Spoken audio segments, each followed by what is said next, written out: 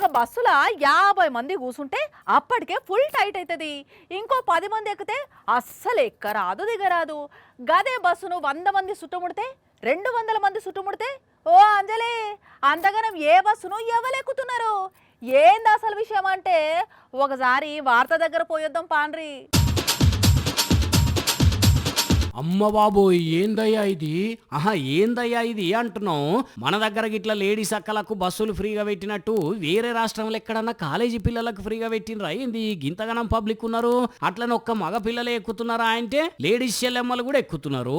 అసలు ఏంది ఇంతగానం రద్దీ? కిటికీలకెంచి కూడా ఎక్కుతున్నారు.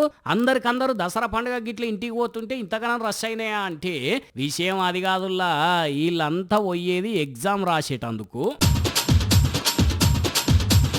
అవును, రాజస్థాన్ రాష్ట్రంలో 54,000 పోస్టులకు ఉద్యోగాలు పడితే 25 లక్షల మంది అప్లై చేసిండ్రట. ఇగేమున్నది, ఎగ్జామ్కు పోయేటందుకు బస్సులు చాలక ఇగో ఇట్లా ఇబ్బందులు పడ్డారు అన్నట్టు.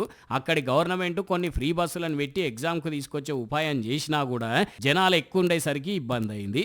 54,000 ఉద్యోగాలకు ఇంతగానం అప్లికేషన్లు వచ్చుడేందో, బస్సుల్లో ఇంతగానం రద్దీ అవుడేందో గాని బస్సుల్లో ఎగ్జామ్కు పోయిన జనాలు అయితే చుక్కలు చుక్కలు చూసిండ్రు.